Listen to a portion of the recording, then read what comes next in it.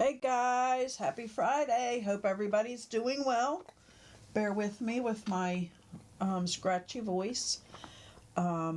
Larry's in the house. Hey Larry, how you doing? I'm in the house. Pappy's in the house. And Rich is in the house. Hope everybody had a great Thanksgiving, Easter. We had a good Easter. We had many egg hunts. We had a few coloring egg events, and we just had fun. The family was all together. We had dinner, and we just had a good time. I hope everybody out there had a good time.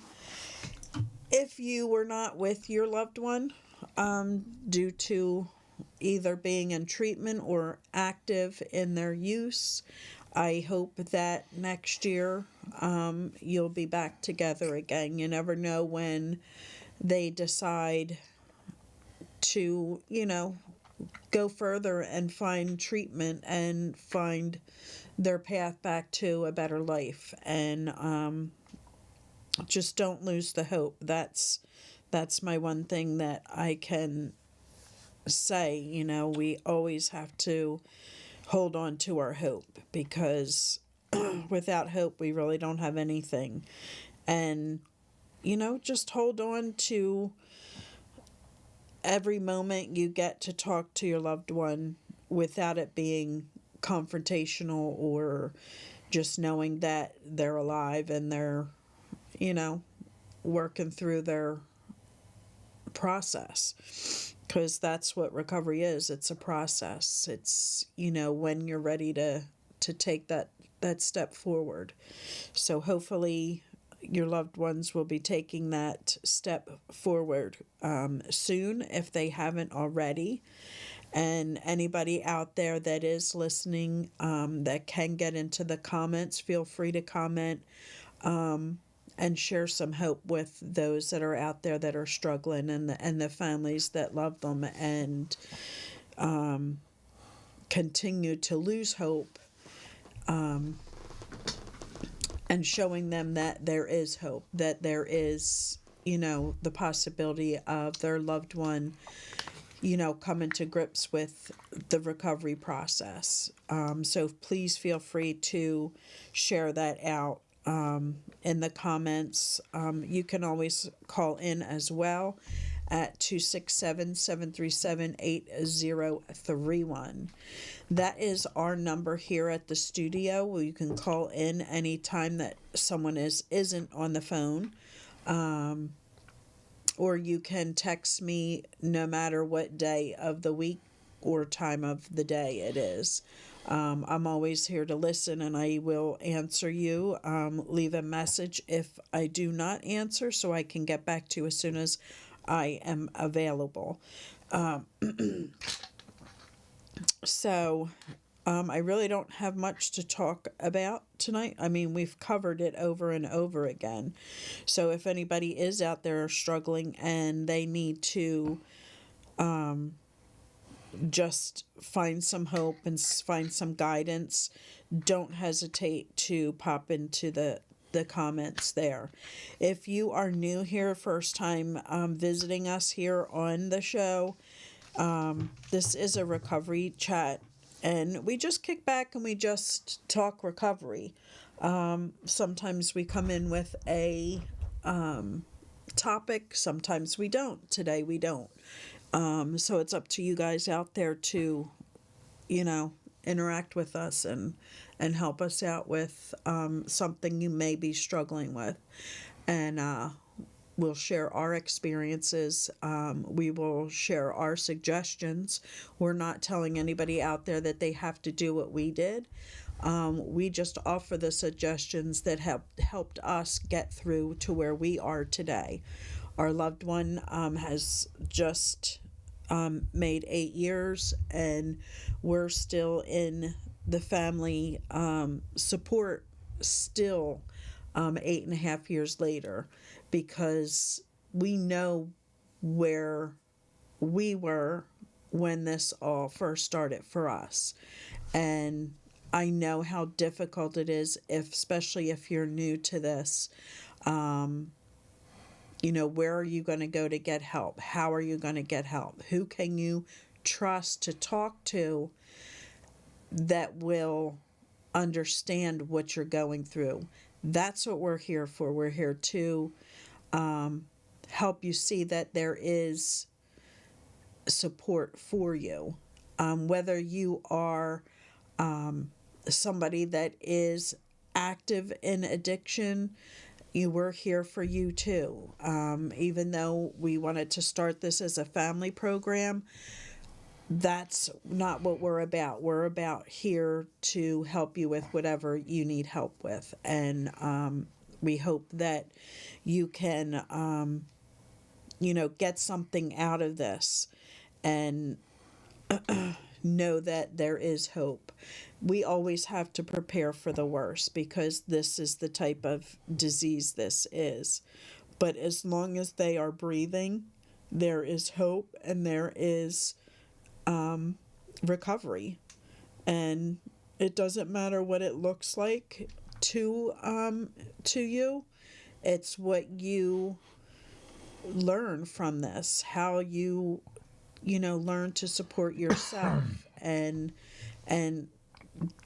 being in contact with other people that understand what you're going through. It's the most important thing. I know when we first started, I felt so lost, so alone.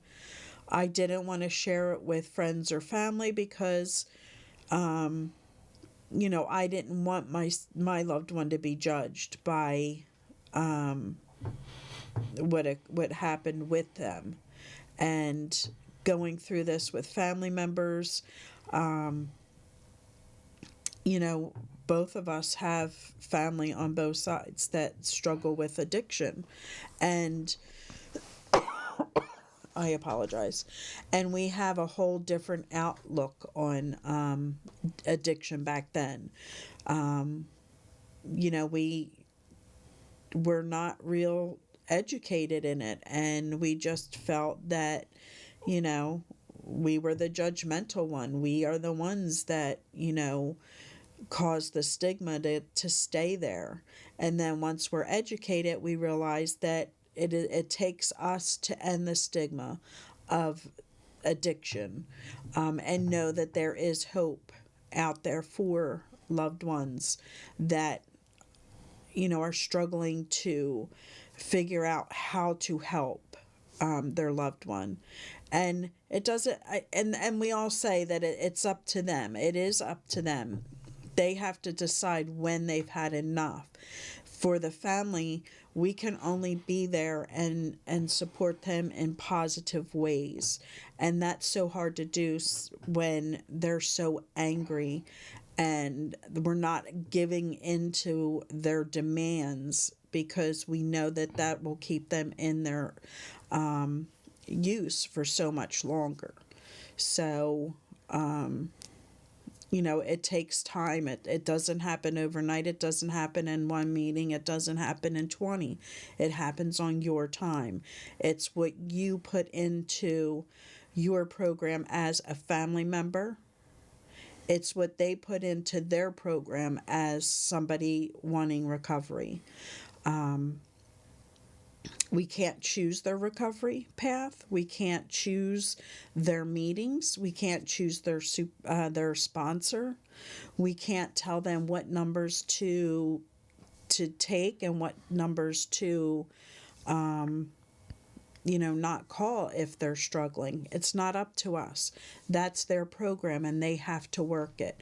We can only be there in a positive manner. When we're seeing them doing well, we need to be calling them out on that and showing them that we're, very happy for them, that they are doing what it takes to get them well. We have a habit of always being negative, always pointing out the things that they were doing and not, patting them on the back for the things that they were changing to get to where they need to be. figure for that tissue box looks terrible. Oh no, it looks fine. It looks terrible. It looks fine. I need it, and it looks fine. I have a scratchy voice, so I'm going to be struggling tonight because it's very dry. And I'll be coughing a lot, so bear with me. And anything out in the news world? Well, yeah, I don't want to hear anybody saying they experienced an earthquake today and it made them want to pick up. So, Larry, don't even go there. Yes, I can't even believe we were in an earthquake today. It was very scary. I'm trying to... Earthquakes, locusts. Yeah. It's coming to an end. Yeah, I couldn't believe it. One of the biggest reasons I never wanted to go to California is earthquakes, and here we are. That was pretty bad today. It was scary. My poor little buddy, he was scared to death. Traumatized. He was petrified. Our grandson, he was petrified. He didn't know what was going on. Because I was in the living room and he was in the kitchen and he just, JJ, he was just a mess. So he's fine now. And he is going back into the kitchen finally by himself. Oh, well, you hiding under the folding TV table probably traumatized him. Hey, Christine. Hey, Lar. But yeah, I'll tell you, it's been crazy. Everything's been crazy. All this rain. I am so sick of rain. It needs to stop. We need to get into the summer. So how is everybody out there? If you do show up and you do like what you're hearing, you do like the format, please feel free to like and share out. That way you can, and if you subscribe, you can join us in the chats. I don't think you can join in the chats if you're not subscribed or liked or something. I don't know. We do not make any money from this feed. We don't do this for money. Nobody pays us. We don't take money from anybody. So this is all free. We do it on a volunteer basis because I remember to this day what the first day was like for me. And but if somebody wants to drop off like a dozen donuts, I won't turn them away. Especially if they're from Holmesburg and they're cream. But, this is what I wanted to do. Hey, Barb. I wanted to make sure that the families and those that are struggling have a place to go and have a place to feel free to share and not be judged. And I do ask that if you are putting in the comments that you leave any rude, obnoxious comments to yourself, because these are people we're trying to help succeed in moving forward in either their recovery from use or the family's support. And we're not here to judge you. We're not here to shame you in any way. And if you do get ignorant, you will be dismissed from the comments and blocked. So this is a very difficult disease. This is a disease that has a tendency to make people look down on you, and we don't want that. We want to be helpful. Experienced some tremors at the Gentlemen's Club today. Everything was shaking up. It must have been traumatizing. Those tassels must have been flying everywhere. Going in opposite directions. But if anybody has a loved one down in Kensington, just for put it out there, they're going to be cleaning house again down there, get rid of some encampments. The new regime is coming in there. I just posted today. I'm trying to look for the date. But every time they do it, it just gets worse down there. They just keep doing the same thing over and over again, expecting a different outcome, and that's the definition of insanity. But I don't know. This new mayor, she's going to turn the whole city around. I don't know. I wish her all the luck in the world. I hope nothing. I wish her all the luck.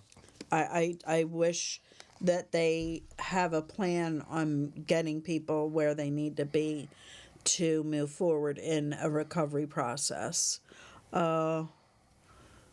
Wifey 2015, welcome.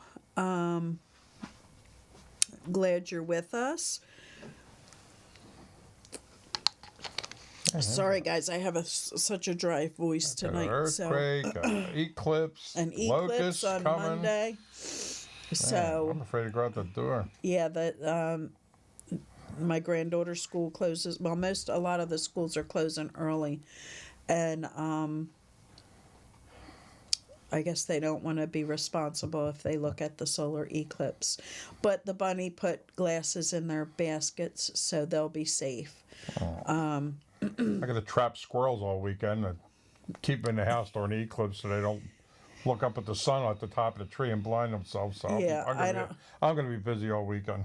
I'm gonna keep my cat in the basement because she's always in We're gonna the drill the drapes. They windowsill. told us, yeah, keep your pets away from the windows. I was Yeah. like, oh my god, people just think this stuff up. So Yeah, and thank goodness I would have never thought of it. no, I wouldn't, and I don't know when was the last one that we needed the glasses. I don't know. I can't keep track anymore. Apparently, I can't even remember what color socks I had on yesterday. Yeah. When the last eclipse was. yeah. So I'm trying to look for that date. Darn it. what date? I'll find out. They're going to clean house down there. Oh yeah. My phone won't let me X out all this stuff. And it's sad because I just want to see them be supported in getting into a program, getting the help that they need, getting them, whether they're forced off the street and into a recovery treatment center or not. You never know what moment they'll get it and want to continue in their recovery process. I'm not sure if this is the first time you've been here, wifey, and I'm assuming it's wifey because I don't have my glasses on. So, Margie's in the house. If there's anything that you are struggling with out there, please feel free, because we did not come tonight with any topics other than, just being here to listen and to help share our suggestions with you. I forgot to bring books out to read some pages, so. Oh, hi, Beth. I do know who that is. May 8th. May 8th. The city has a planned encampment resolution scheduled for May 8th. The post will go up today, and specifically for 3000 block of Kensington Avenue and the 3100 block of Kensington Avenue. No more information yet, but they're going to be closing down those encampments there by May 8th. So I don't know where the people are going to go. But that's the latest update that I can give you on that. I just saw that today on the feed. Yeah, sorry to hear of your loss, Margie. And right now, it's very hard to hold your hope when you're seeing so many fatal overdoses. It's even harder when you see the time that they have under their belt and they go back out for whatever reason. A lot of the reasons they go back out is because they've gotten so far from their program and from the people that got them where they were that, life happens. Life sucks. Life is not easy. And if you don't have that support group behind you or that support person behind you,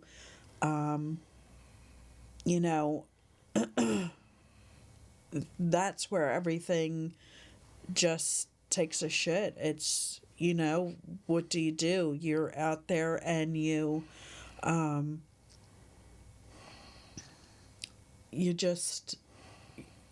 revert back to the person that you were. That's just numbness shit. I can't deal with it. And there's nothing you can do but to support the family that's left behind. You're not going to change the situation. You're not going to bring them back to life, but you can be there to share their story. You can be there to share their name, so they did not leave us in vain, and their story could help the next person to stay, with their support, with their program. And we just need that. We need that support. We need that hope. And another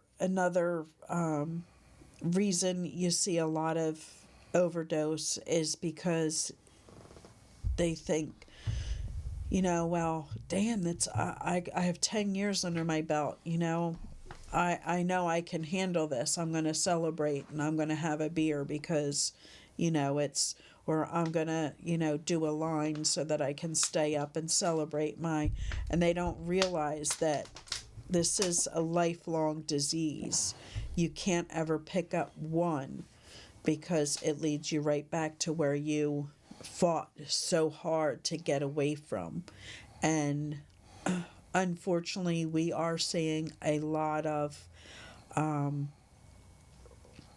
Margie says in there, drugs aren't the same anymore as they used to be. Like, right. People have been clean for 10 years. I mean, they're not really aware how much things have really changed. You hear this and that, but you don't have any real life experience what it is, and bam, it's yeah, it's Russian roulette, man, out there. I mean, the drug supply has just changed so drastically. Mm-hmm. It's a gamble every time you go out and cop, even if it's from a reputable person you've used before. I mean, you don't know what they're getting. Right. I mean, yeah, I don't know. It's a sad state of affairs. It is, and there are so many things out there that can help you and help you stay on track. But the most important is to stay within your support group that got you to where you are, in your sobriety, in your, your journey to where you are today. Well, at least Easter wasn't a big liquor-oriented holiday anyway, really. No. I mean, for the most part. No, it was a very religious holiday. But I mean, every other holiday seems to morph into an alcohol-related extravaganza, like yeah. Thanksgiving with all the football games, Christmas with all the merriment, New Year's. But then Easter, I hope Easter's holding its own. Yeah. But the sad fact is we're getting into a very it's on a Sunday. Large party season. It's barbecues, it's baseball, it's, getting together with family and weddings. And they're so, alcohol related. It's just, you're cutting the lawn, you smell the grass, and what do you do? We had a barbecue Saturday before Easter. Mm-hmm. If it's a little rainy and cold and wet. And yes. We were outside eating, freezing our ass off, dying eggs. Yes.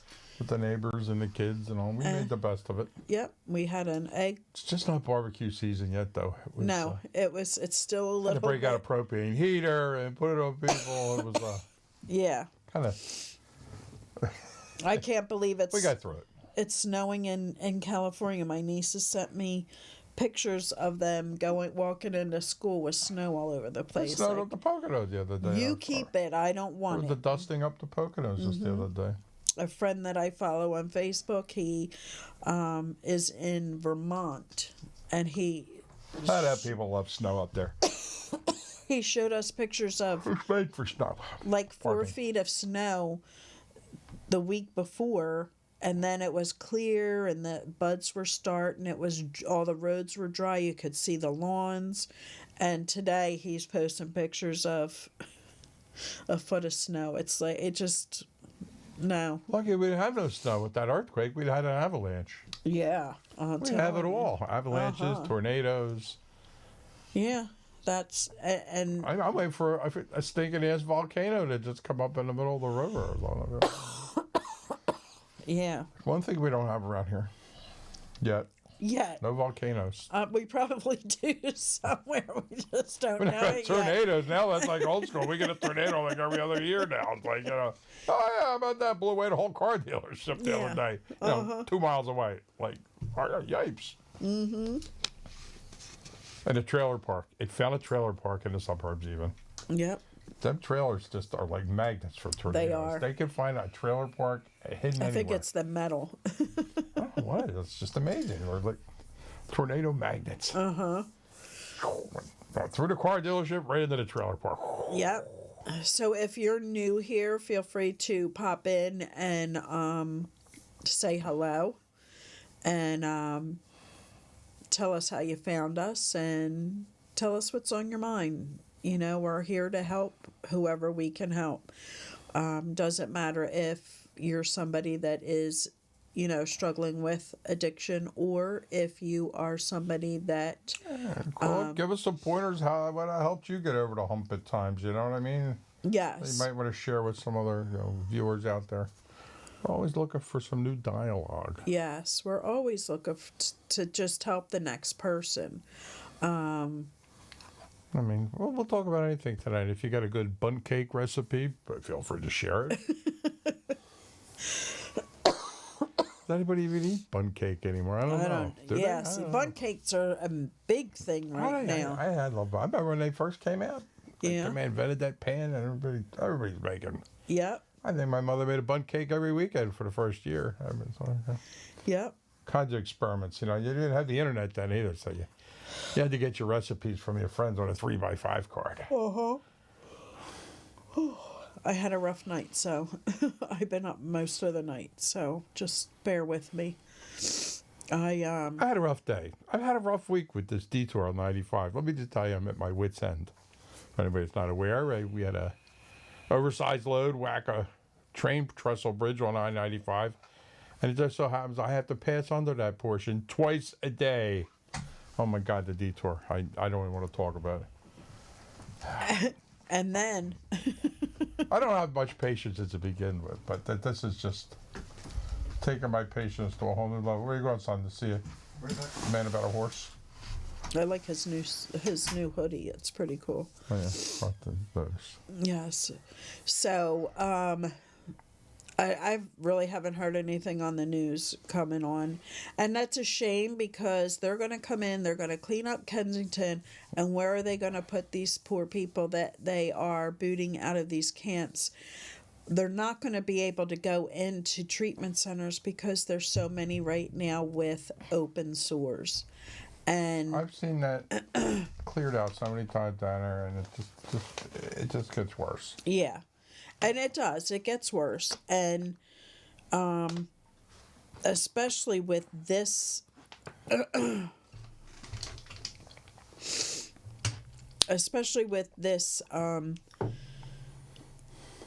strain of whatever they're putting out there, it is absolutely horrible what it's doing to the bodies of these people. People are losing limbs and they're still staying out there and still getting high. That's how powerful the drug is. It just hijacks your brain and just makes people just do things that are unfathomable. Oh, I could barely get unfathomable out like that. Never had a problem with that word before. Right. I used to have a problem with rural. Rural. I'm better at rural now, like a rural. But yeah, it's making people do some just crazy stuff. Crazy stuff, yes. I mean, they're powerless over this. It's so strong, this fentanyl and this xylazine, and oh my gosh. Everything's getting so powerful. I know I talk about it all the time. The pot's so powerful. I mean, we're going to become a whole nation of zombies with all this. Even the beer's more powerful out there. You got all these craft beers. These people are drinking these beers that are like super powerful. You notice that everything is stronger now. Yes. Everything. The wines, the beers, It's like everybody's becoming more and more impaired. And now with all this legal marijuana, business, there's just so many people that are impaired on the road today. It's I rode, they're walking all around you. I thought we walk up down a boardwalk the other summer, like, holy smokes, I was overcome with the smell of marijuana on the boardwalk. We walk around smoking like cigarettes, yeah, Because in Jersey, it's recreationally acceptable. right, But I don't think in public it is. I think you're supposed to be in the privacy of your own home. Like, you can't walk around openly drinking in Jersey, but right.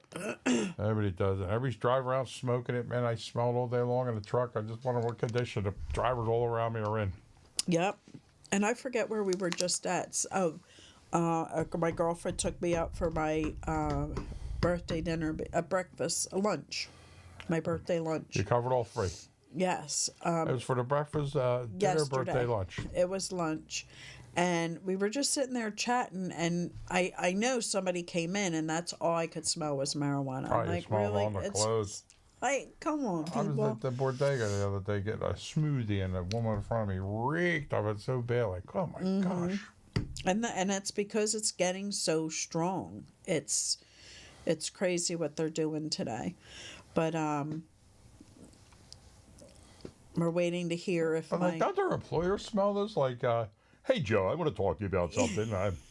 You have this overwhelming odor. Were you wrestling with a skunk before work, or were Exactly. you indeed partaking in the good stuff. the devil's herb? Yeah. Yes, I can smell it every time I drive down the street. Like, that's all you smell. It's just crazy. Marge says, well, my doctor is either giving me narcotics or Mary Jane, and who is better? And which is better? The big debate. Well, that's for you to decide. I mean, nobody could tell Yeah. you that. I mean, That's some people out there in this world, have to have some kind of medicine. I mean, some people are suffering really bad pain. The only issue I have with it, and I know this from experience because I was there, you're taking the narcotics for the pain, but the pain is still there. It's just masking the pain for a certain period of time. And then you have to keep going up in milligrams to keep it at bay. But it's just, it's some people have to. Some people have to take medication for bipolar, for antidepressants, anxiety. Some people are really just stunned by anxiety, social anxiety, and they do sometimes need to have that extra help.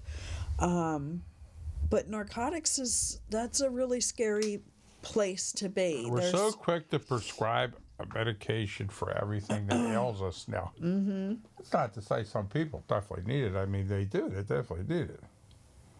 But, I mean, we're so fast to write a prescription. I got an ingrown toenail here. Let me Exactly. Let me give you a prescription for these. It'll ease the pain. Well, why don't you just cut it out?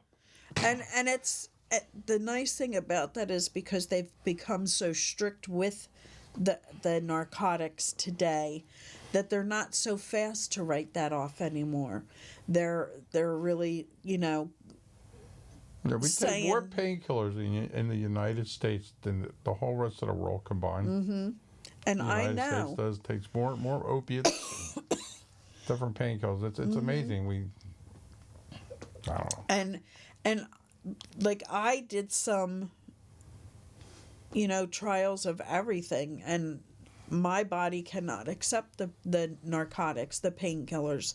My body just does not handle medications well, and I'm not craving them. I don't want them. They make me deathly ill. And I started looking up all the all natural stuff. You know, some of it made me feel exactly the way the narcotics felt, masking that pain for a certain. I'll take a all natural, you know, oil Or horny goat weed. I just like the name of it. It's something about that. I don't know what it does, what it's prescribed for, but I just like the sounds of it. Yes, I mean, I struggle with knee pain. I struggle with fibromyalgia pain, osteoarthritis pain. Larry, have you ever And- tried horny goat weed? I've tried marijuana. It doesn't touch the pain. It makes me ill. I don't like it. It just doesn't. I don't like it. And you know, in today's world, the weed, if you know who you're getting it from, and it's not, you know, weed back in the day was all natural. Until somebody found out that if you add this much water and you keep this temperature and you keep that, then the crystals grow on the leaves, making it more potent. And then you harvest them crystals and compound them on there. It's no longer all natural. It's no longer something. It's no longer from your grandparents' reefer anymore. nature. No, and the problem with that is there's a lot of people that are smoking marijuana and they're lacing the marijuana, and people are dying from marijuana use because they're putting all this shit in it, and it's, you know, you don't know who you're getting it from anymore. Yeah, it's not like people are putting baking soda in the stuff out to cut it. They're putting harmful shit in it now. It's like, Yeah. oh my God. And there's people that are actually going to these medical marijuana stores and getting these gummies and everything and having such a reaction to them that they're going to the ER because they think that they're dying. They think that, you know, And they go in under the assumption, hey, it's all natural. it's all so natural. It's not going to hurt me. It's legal in It's all most natural. states. And it's legal. And that's fine. If you need it for a medical situation, By and all you're means, try that avenue and see if it works for you. But if you're buying it from Tom, Dick, or Harry from the corner, then, you know, there's an issue because it's not.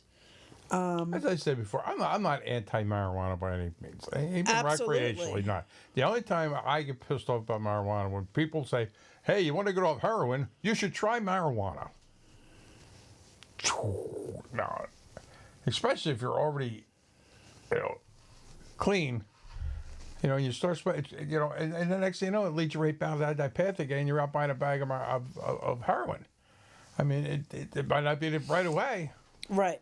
but it's going to lead you back down that path. I mean, when you give it all up, man, you get clean and sober, everything, man. It's my opinion. Your best bet is to stay clean all the way around.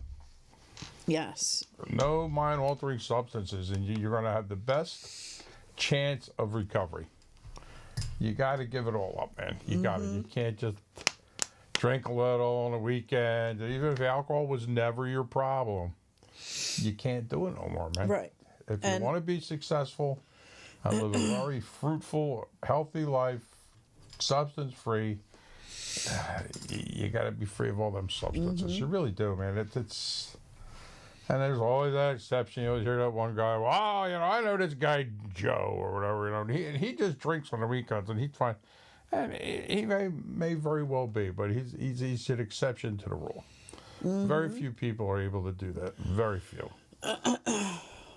It's just my own personal experience from what I've witnessed over the years. Well, and that's a good point. Usually when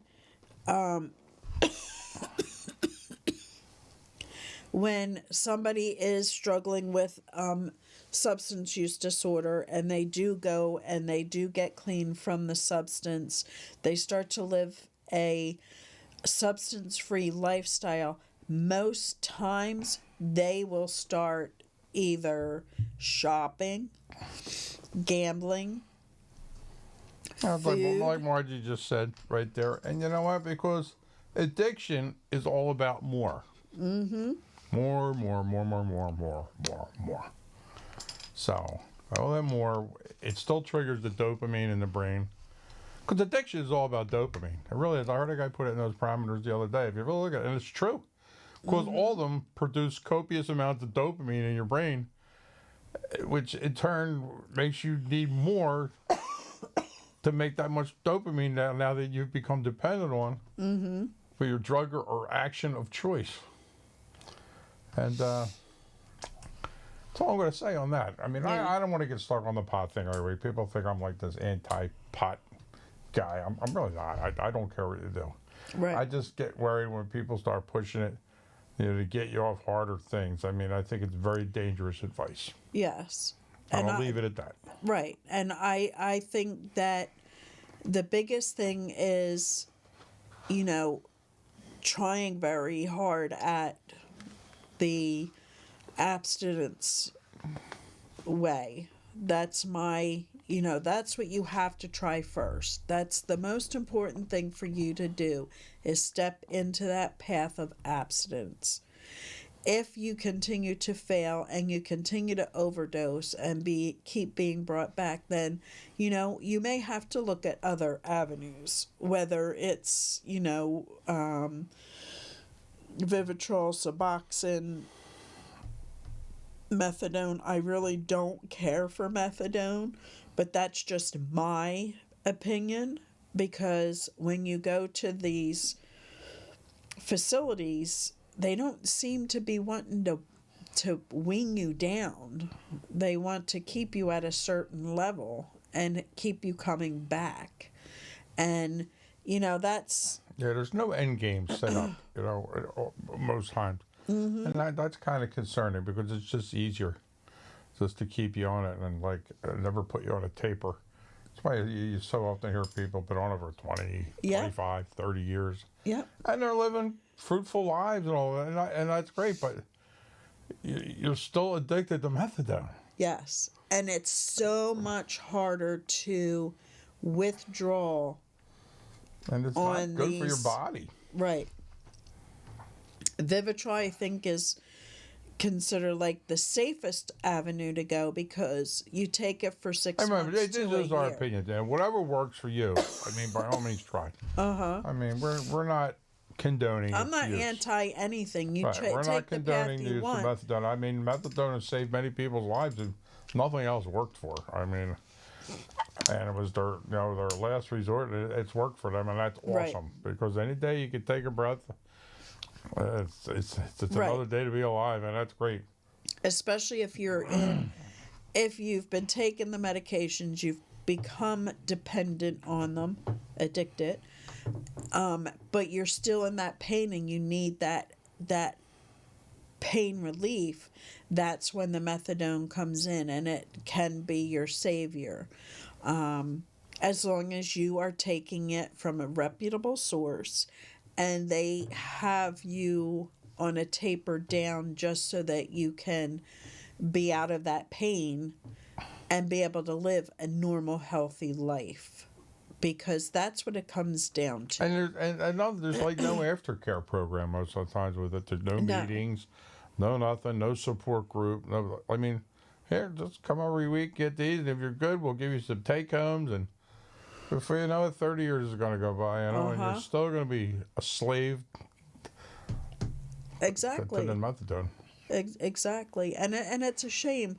And I followed this girl who was on the methadone. She was a heroin addict, and she was very heavy into it, and she was very sick from it. And she started the methadone program, and she was on it for a very long time.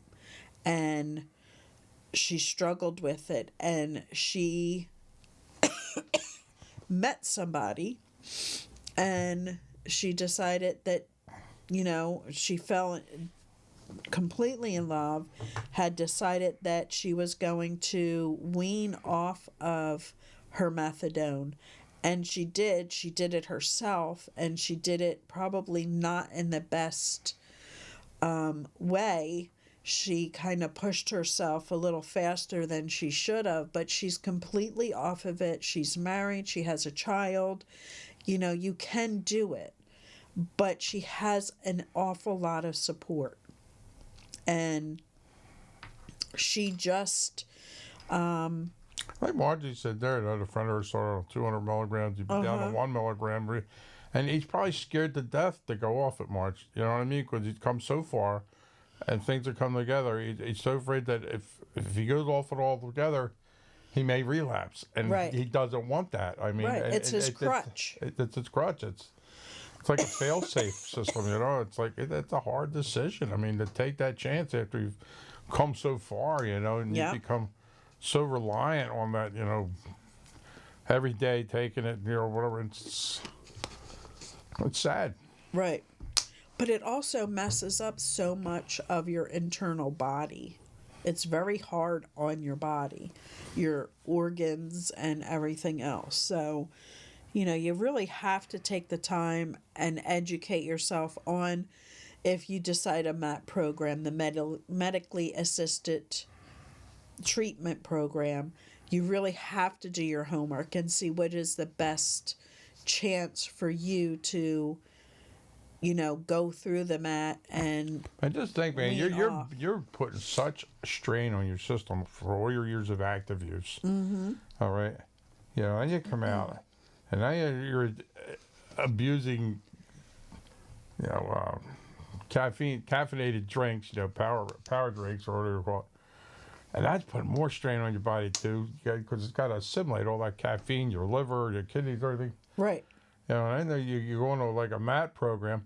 Well, that's still that your body is still assimilating all the drugs and all. It's like it ages your organs, man, internally and all. You know, you could end up with problems down the road. Yeah. I mean, just like alcohol. Alcohol kills more people every year than drugs. Yep. It's just that it takes longer to get to that point. I mean, it may take alcohol 20, 25 years to kill you finally, you know what I mean? Because something's going to give out.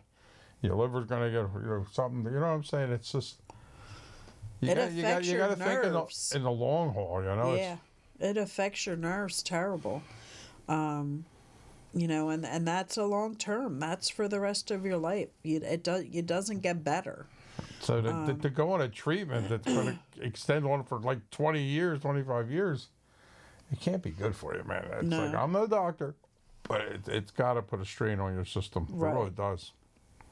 It does. It's sad. It's really sad that people are out there trying their hardest to get to where they want to be, and you know, they're pushing this. Like cigarettes. I haven't smoked cigarettes in, I don't know, 20 years. And the damage is probably already done for all the years I did smoke. And I hear that. I hate when I hear that. It just,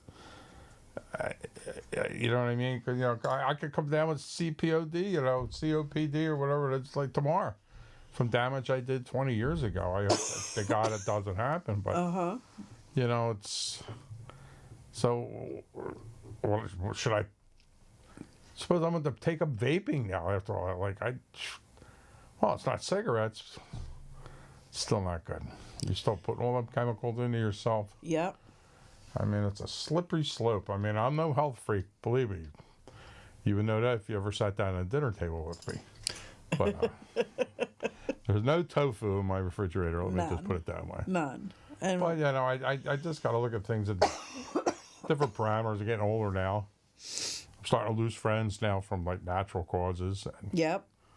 And not to mention all the friends I'm losing through unnatural causes over the last 8 years. People I've made acquaintances with. I mean, too many to even want to think about. Yep. It's just we're losing too many. We're losing a whole generation of thinkers and decision makers. Yep. Mostly it's affecting our younger people. I mean, we're losing like a whole generation. Yep. There's and Marge says you're right, Lori. You could take supplements for dopamine.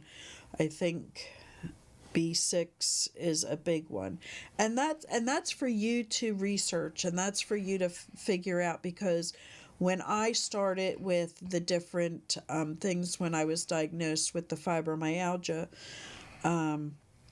I joined a couple of the sites out there on Facebook, and you know, some of the things that they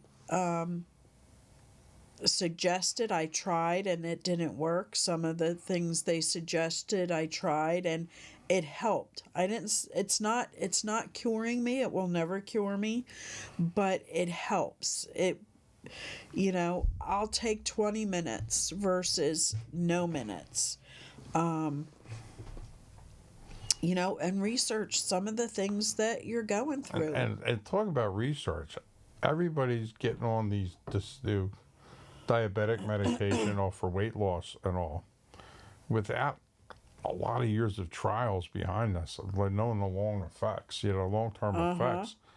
The Ozempic and all these other ones. I mean, like, I just pray to God that something down the road doesn't become bad of it. I mean, look, everybody and their brother was on Zantac years ago. They even went over the counter. Yep. Now, there's a whole big lawsuit thing that causes cancer. Mm-hmm. Nobody knew. I mean, there was no long-term studies. I mean, and I was on that for a while, and you have to find the thing that works best for you. Because we're the first to say just look what Johnson's baby powder did to women. I mean, what's more pure and innocent than baby powder? And then I watched the documentary on, I can't remember the name of the show, but Johnson & Johnson was huge in the opiate production. We have to double it up. We have to triple it up. People are wanting it. This is working for them. Let's do this. On hot nights, I think Larry still covers himself with baby powder. Because sometimes when he comes in on them hot nights at the meeting, I get a whiff. It's like, somebody bring a baby in the room. It's like, I think it's Larry. But it always looks fresh. Yeah. But I've always shared before. You go to the doctors. You're in excruciating pain. You go to the doctor and here, take this, okay. Oh, and here's the pamphlet that goes with this. Well, it's 15 pages long. It's microscopic letters and you're in pain. Well, the doctor is saying this is safe for me, so I'm going to take it. I'm not reading. It's going to sit here. I can't even see because of the pain. On page 15, it could cause your ears to fall off. I better hold my glasses on now. I didn't read that part. Larry says no, he uses flour. But yeah, it's, we're just so quick to trust our doctors.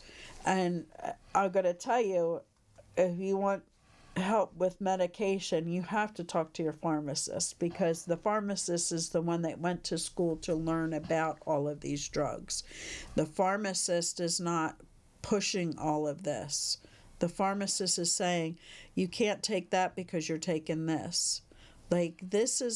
This is where we're at today, that we had to go to the point of making all these computers come together and, talk for the patients. And, you have to be careful out there today because, doctors were seeing those money signs. You think with all the technology and over all the years, the world would be getting to be a safer place. I don't think that's the case. Mm-mm. It seems like we're becoming a more dangerous world. We are. It's like Mad Max around the corner. Well, that too. Seriously. That too. Everybody's losing their minds. But, yeah, it's just becoming a more dangerous place than a safer place now. I mean, you always heard, your parents talk about how times were simpler and that. Yeah. You're like, oh, my God, if I got to hear that one more time. Now, if you find yourself saying it, and my son's going, oh my God, if I gotta hear that one more time. But it's the truth, man. We're becoming more fast-paced, more dangerous. I don't know. Where does it end? Where does it end? I'm afraid to think. Yeah. I'm afraid it's going to end up becoming a third world country because of it eventually. Yeah. Sorry about that, guys. A whole nation hooked on something. And I tell you, I don't get political, but I still think it's China's long-term plot to take over the United States. sending all this fentanyl into the country, letting us implode from the inside, do it ourselves. They're just providing the tools. It's frightening. And all these diseases, they're being formed in a lab and accidentally released, or at a meat market, and whatever. I'll tell you, it's a dangerous world we live in, as Margie says.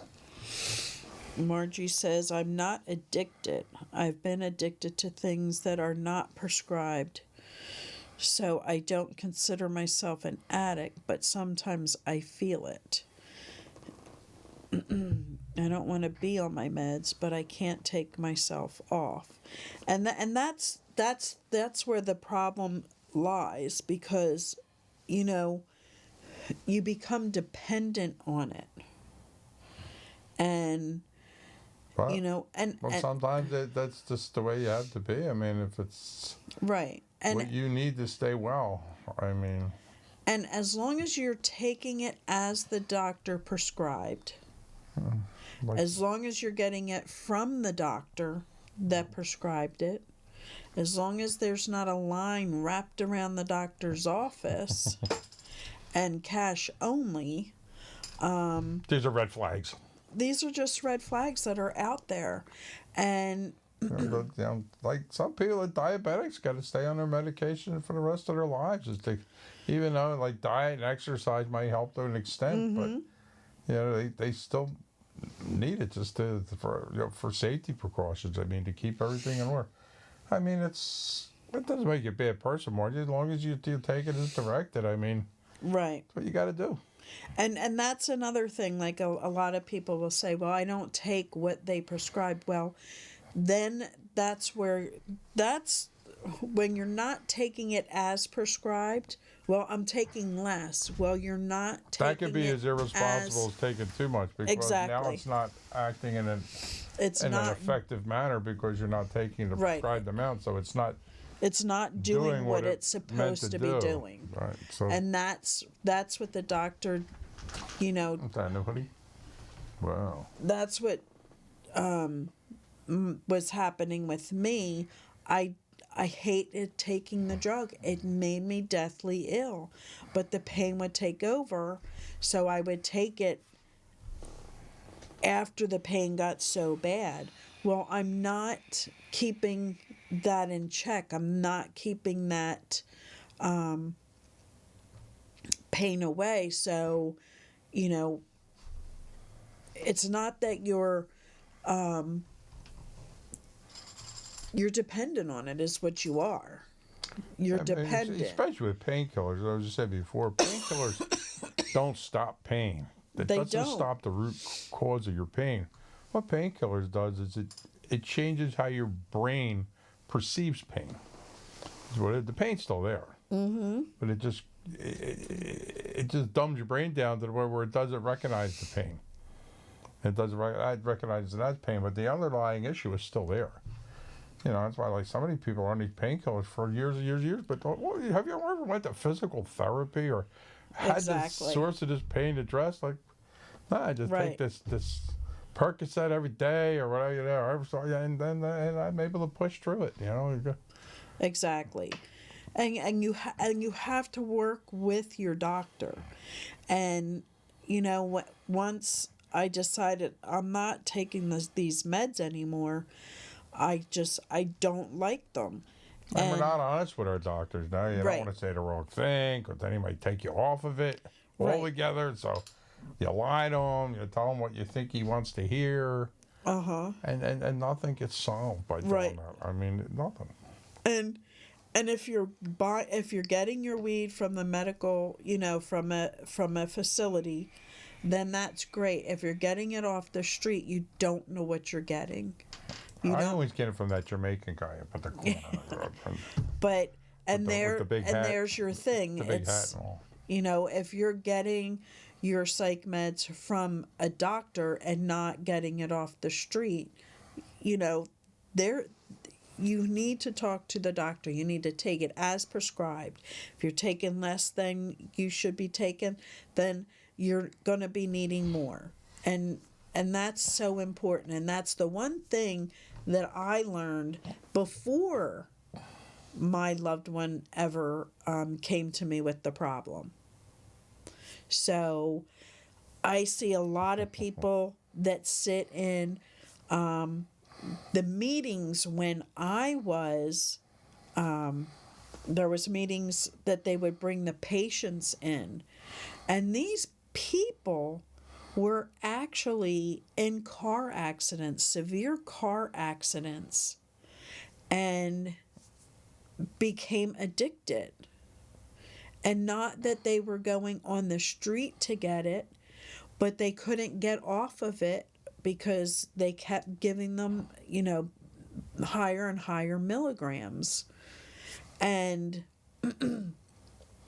so what they were doing is they had to literally go to a facility and be weaned off of this medication. They had to go be detoxed.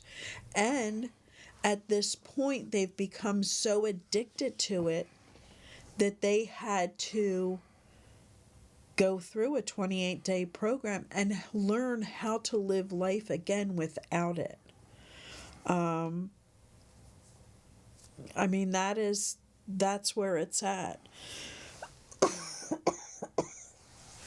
And unfortunately, Marge, that's what it's going to come down to.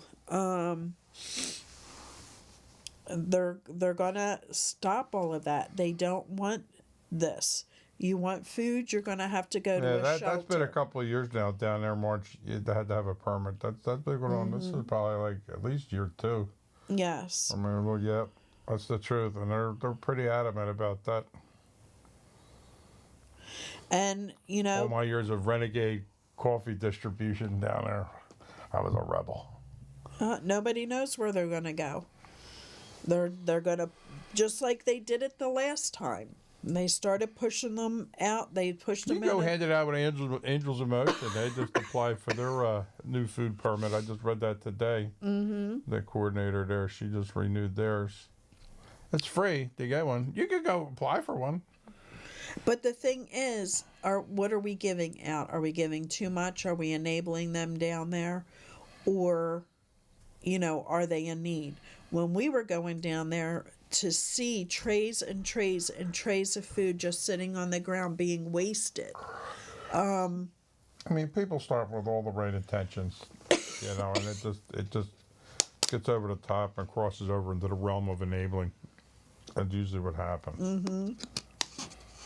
And I feel sorry for the families and the people that live down there that have to live with this going around, having their children going to school, going to church, going to a family function, going to their baseball game, having to sit there and walk past all of this and just seeing all of this.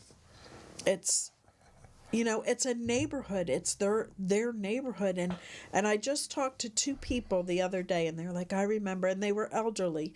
And I remember, we would go down to Kensington and get our clothes for, Easter and Christmas. And we would go get our shoes. And, it was so beautiful down there. And, here we are today. And you can't even walk down the street because of the trash and the needles and people dipped out all over. This is what our country is coming to, especially in the big cities. And now that the neighbors are stuck down there because they can't afford to leave. They can't even sell their properties because this is what's out there. We got Terror Destroyer back again. But this is what we need to, understand. We love the people out there. We know they're not out there because that's what they want to do. It's just that's where the drugs have taken them. And unfortunately, that's where it's going to stay. And then They're going You never to get rid of the drug dealers, Margie. never. Whenever there's money to be made, there's just someone else to replace whoever you get rid of. There's too much money in it to be made. There's too much customer base down there. So I don't know what the answer is. I just know what we've been trying isn't working. But you'll never get rid of the dealers. You won't. You can because arrest them. You can't arrest your way out of it. They tried that. I mean, you lock them up, and there's somebody to replace them within minutes on that corner. Yeah. Yeah, the big guys, they're not out there on the corners.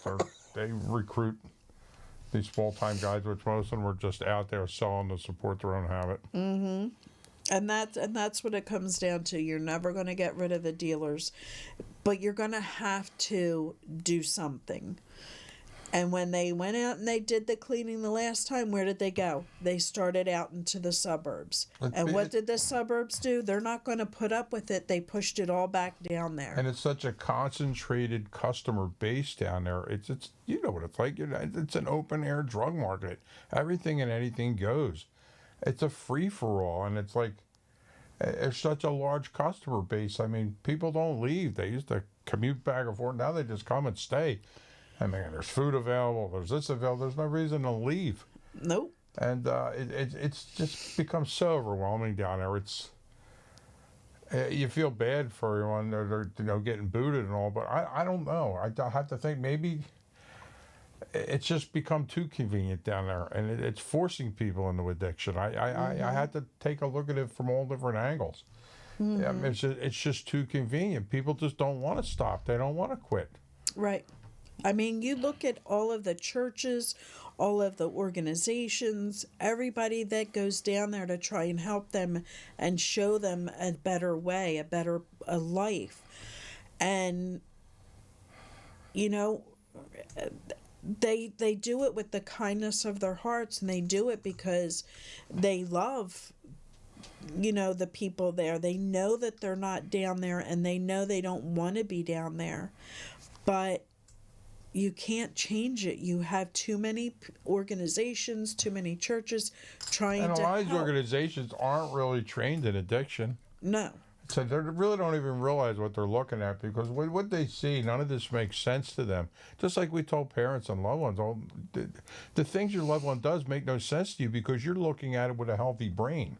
Okay? An addict's brain isn't healthy. They look at things in a different light, in a different way. And that's why they do the things that they do.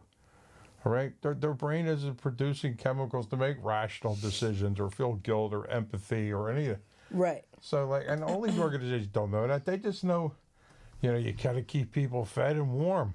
Mm-hmm. I mean, and they'll get better. Not. They don't. Too comfortable down there, and there's no reason for them to leave or go home or they exactly. Do. And it's gotten to such a point where it's just so overwhelming, and it's not fair to the people down there that have houses. Like Lori said, they can't even sell them. Who wants to buy a house down there? Exactly. So you're like stuck with it. Your property values are plummeted. Mm-hmm. Now they've stopped the stop and frisk, so now the guns are out of control down there. Now the shootings, robberies, carjackings. And if you watch the news, the city sees how much better things are getting. Oh yeah, okay. So we didn't have 6,000 carjackings this year. We had 5,500. You know, like exactly. So that's better. Mm-hmm. Well, it's less. I wouldn't say it's better, right? But and that's just the ones that got caught. They put a positive spin on everything, especially now you got a new mayor. She likes to hear herself talk. Yes. I mean, oh my gosh, I can't stand her no more. I mean, I'm not against her personally, but I just can't stand the sound of her voice. She's got to yell into the microphone like a huckster every time she gets a chance. And now you have an election year, so they're going to be out there scrambling to say they're doing this. Oh, we got 15 drug dealers.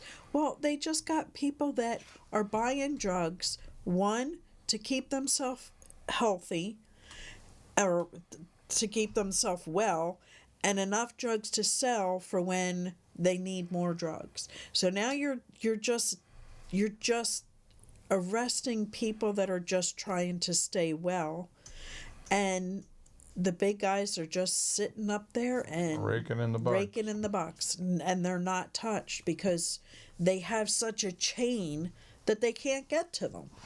So it's not going to stop because they're arresting the wrong people. So if you can't And get rid of the dealers, I guess maybe you gotta get rid of their buyers. exactly. So if they don't have a big giant concentration of buyers down there, there'll be no reason for them to be peddling it so proficiently on every corner. I mean, it's for people who've never been down there. I mean, television doesn't do it justice. You No. can't believe how blatant everything is down there. I always equate it to walking into a third world country. It's a lawless world. Mm-hmm. Like a third world country, people are in such despair. It's unfathomable that this is going on in the United States. Yeah. And it's not just the Kensington section of Philadelphia. All your big cities, San Francisco's like that now. there's sections of every big city that that are like that. I mean, I think everybody tried to corral them into one area so the scourge doesn't affect the whole city. You know, I mean, I honestly believe that's how Kensington got the way it was. It's like, well, we can't control it. We can't arrest. So let's just kind of keep them all funneled into one area. Right. Exactly. So the whole rest of the city can, proliferate, be fine. I mean, gosh, look how close like Kensington, like Fishtown, like they changed that over to rebuilding those, and they're making $500,000 homes down there, and it's not that far away. It's people are nuts. I don't want to live down there, especially with that kind of money. But to each his own. Exactly. Someone is sharing that they just had a big accident down by them. The car was flipped and everything, and probably, drug related. and I'm sure it is. However, with these, and here we go again. Here's another addiction. These people on the motorcycles and the little razor cars that are flying around, and just they're even having the police chase them just for the thrill of it. There's so many of them that are also causing these accidents, these hit and runs. They're not going to stick around because they were illegally driving, and that's just where we're at today. Nobody seems to feel they need to follow rules. They don't need to follow laws. They just feel that they are above it all, that they are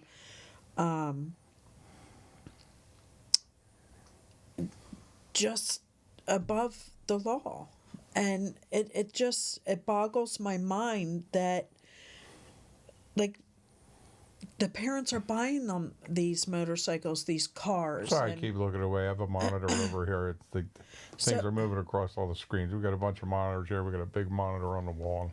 The comments moved up onto the wall. That's why I'm looking. So I'm just, there's just so many. It's not always is it due to DUI for driving under the influence. There's so many risk takers out there today that they just feel the law is, they're above the law, and it's sad. But yes, our DUIs are up there, our DWIs are up there, and once they approve recreational marijuana, you better believe that's all going to accidents and DUIs and DWIs. It's all going up. Look at Colorado. It went up, and you're not supposed to be smoking marijuana and getting behind a motor vehicle. You're not supposed to be smoking marijuana and going and using heavy equipment. Like, it is what it is. And like, if you watch these videos, I like to watch these wacky videos online. And I don't know if it's me, but are people becoming more haphazard in their behavior? I mean, like, people are becoming so risky. The risky behaviors with this parkour stuff, jumping over buildings and hanging on, like, that's just the risky behaviors, and and these challenges and this and that. I mean, with oh my God, horrible outcomes. Like, It's I mean, I don't remember doing shit that crazy when I was younger. I mean, we all got a little reckless at times of things, but I Yeah. mean, like, wow, it's like, but when people do it for a living, these cliff climbers and all that, these people that do this radical skiing on the top of mountains that people don't even, hike when it's not and snowing. what do they call them? Adrenaline junkies. Yeah, and that's Adrenaline, which adrenaline it does when it produces dopamine. Mm-hmm. I dreaded dopamine. yeah. And that's what they're looking They get a for. rush. They get a rush from all They that get a craziness. rush, yeah. Stealing, Oh, that's another whole show. I thought if you get on to stealing, that could take 3 hours itself. but still, It's that's so socially another acceptable rush. now. Yeah. Look at, I don't know if it's a rush or it's just taking advantage of a loophole there. You know what it is? I'm smarter than that. It won't happen to me. I won't get caught. I'm smarter than that. And that's what it comes down to. It really does. And also, again, here we go. It has to do with... Yes, Cheech and Chong did. They drove around Yes. stoned all the time. Uh-huh. But they were just so chill. Yes. They were. And remember, that was the marijuana from yesteryear. And it was funny. We all found humor in it. And yeah. it was funny. Yeah, it's just... So, we just have to... We just really have to figure out how to make it stop. How to stop enabling down there so that they don't want to be comfortable down there. They don't want to be where... but it's like people just aren't happy with the strength things used to be. Right. I mean, we're smoking stronger pot, drinking stronger alcoholic beverages. I mean, Right. stronger beers, stronger liquors. I mean, Bacardi stopped selling 151 in the States because there was just too many lawsuits because it was getting too out of hand. It was just more than people could handle. I don't know if you have noticed, but 151 is not on the shelves in the United States anymore. And then you have, the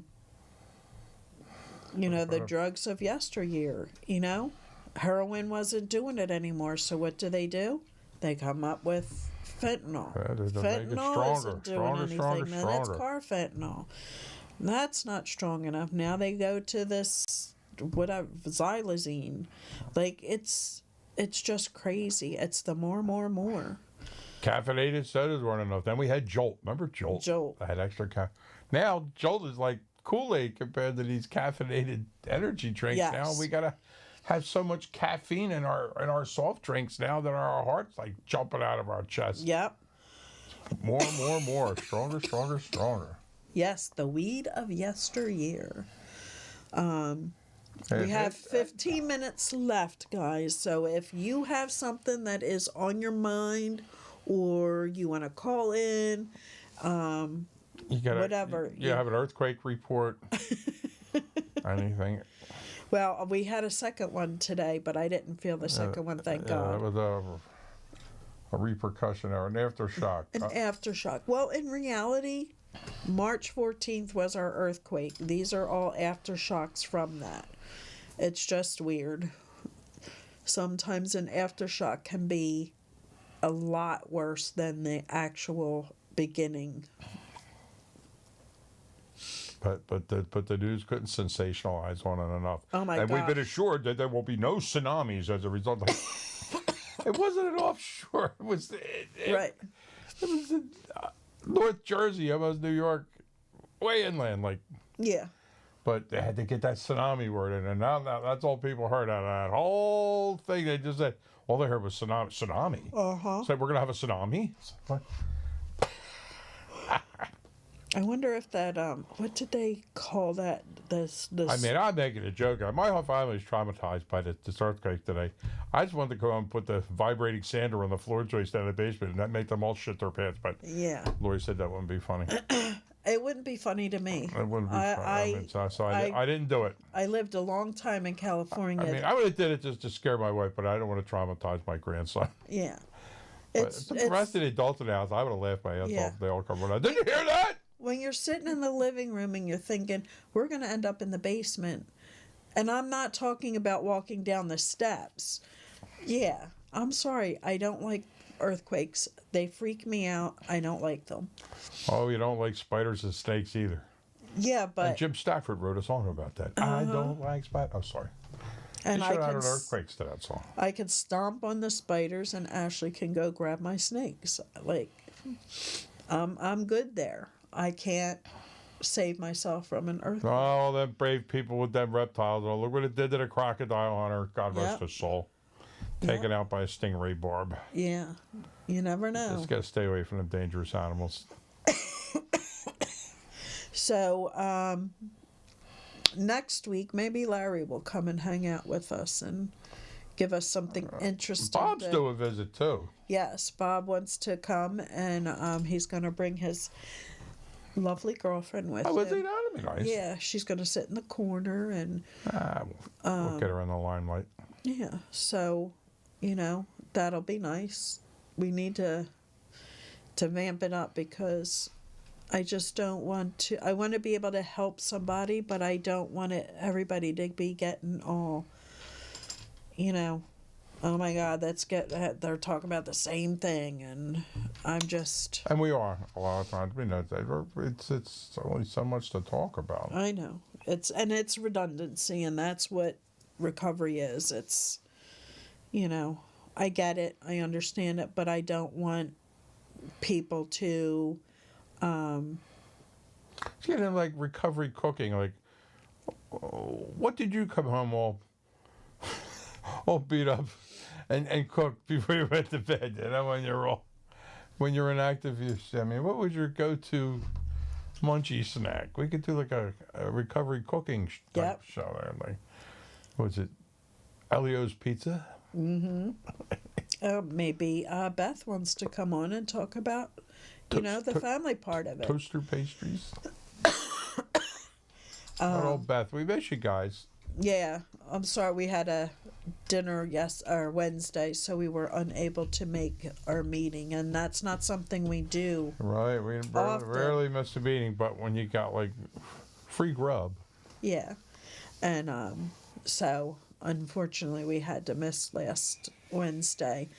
But this Wednesday coming up will be the family education meeting with Dana Cohen, and again I'm sure Larry took over for us and held everything together the other day. And we have also as well we have ProAct. There's several different ProActs. So if you look up ProAct, Wifey says cool. Yep. Oh, good. If you look up ProAct, there are several different ProActs in different areas that you can reach out to if your loved one is in early recovery. It is a resource building. It is there to help once they are done treatment. They have meetings. They have help with, helping you build a resume, giving you room in the computer room to fill out applications, different things that they do there, whether it's yoga, music, meetings, just all kinds of things. And they do have the family program there as well. So they have the education and the support meetings. So these are just things that are out there for loved ones that love somebody that is struggling with substance use, and they are also out there to help those that love them, and it's so important that you find the program that works for you. As far as somebody that is in that loves somebody, you have the Nor9, you have the Al-Anon, you have the Smart Recovery, you have Celebrate Recovery, So, I mean, you just have to find the program that works for you. You have, for those that are looking for help and hope, you have, you know, AA, CA, NA, SA. Like, you have to find the program that helps you, that works for you, and gets you where you need to be, and gives you the support and the strength that's needed to get through this. And reach out if you need to find a resource. Reach out. Check out SAMHSA. It's SAMSHA site. Look that up on Google. They have different things that can help you. Eric says, make sure you listen to the song All Shook Up by Elvis tonight. I'm in love.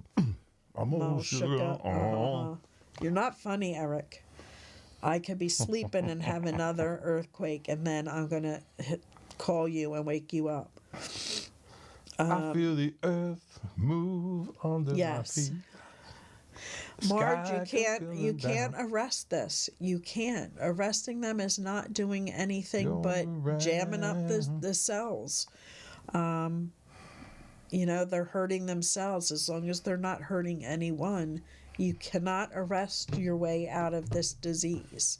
You can only, you know, guide them towards, you know, moving forward to a better life. And you can only do that by not throwing the past in their face, by sharing, you know, things that you learn, and being positive, pointing out the positives, and not getting into arguments or fights with them. It goes nowhere. It falls on deaf ears.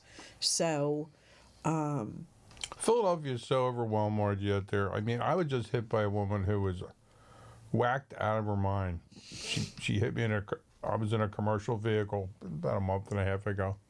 Brand new truck. Truck had like 2,500 miles on it, brand new. And police wouldn't even show up to file a report. Her car was totaled. She just broadsided me. When I was coming out of a light, she was making a turn. She said her hand slipped off the wheel. The cop wouldn't even show up. I said, this woman's like inebriated or something, out of her mind. These gypsy tow trucks showed up within minutes. They had her out of the interstate tow. Luckily, I took like 30 pictures because you wouldn't even have a case. You know, so God forbid you get into a car accident or anything in Philadelphia, you got to lie and say you're hurt. You know, the only way a cop will show up is not to lie and say, yeah, I'm injured. I didn't know. I said, no, I'm fine. I mean, she says she's fine. I mean, I don't know. They would not come. They said, oh, they're on their way. Like 2 hours went by. Nobody. Next thing I know, these cars all loaded up on a gypsy tow truck. They towed away from the scene. They call the woman an Uber. They give her a card for a lawyer. I'm standing on the corner still waiting for the cops, and they call the trucking company. The truck's leased through said, your truck hit my car and took off. It was a hit and run. So the leasing company calls my company. My dispatcher says, well, that's funny. My driver's still standing on the friggin' corner waiting for the cops to show up. So how could that be?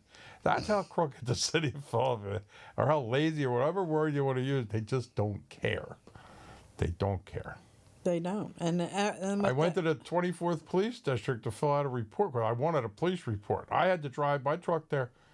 And they said, truck enforcement has to handle that. Or can't you fill a report out that I at least call truck enforcement? They refused to come to the scene and fill out a report at the 24th Police District. So now I got the cops there screaming, calling them these lazy ass. I can't, like, I really got a first-hand experience on what goes on in the city and what carries weight and what doesn't. They're too overwhelmed. They don't have enough cops. The cops, there's nobody that stands behind the cops if they make a decision. So they're all hung out to dry for everything and anything they do. They're afraid to make a move. So, you know, that's why it's like total anarchy going on in the city there. I mean, they're in over their heads. They really are. I just hope this new mayor and her whole team, I hope they change things around. I really do for them. And this new 302 in Pennsylvania to get somebody committed because of mental stress. They're not even putting them in, but once they find out drugs are involved, they just walk away. Nothing we can do. I mean, in the You know. suburbs, if you're drunk and hit a shopping cart in the Acme parking lot, next thing you know, you'll have 5 Bed Salem cops show up trying to get a DUI on the other guy. And they're going to be with no victim, no nothing. It's like, Nope. and it's only 100 feet out of the city. Exactly. Well, guys, it is 10:29, and we will be back here next Friday with Larry, and Hopefully with Larry, if he can make it. I mean, yep, we'll try and come up let's together see if with, he can rearrange some things there and pull some strings. Maybe that'll be nice. and maybe we could work together and find a topic to. Larry's good at bring finding you. topics, too. Yeah. He's good. He's got a whole bag of tricks. Yeah, and if I still have the scratchy throat, then I'll let him do all the talking. But it is 10:30. We will be back here next Friday. Everybody have a great week. Really, gang. Thank you all for tuning in. Yes. And remember, recovery works if you work it. Peace out, everybody. Love you. See you guys.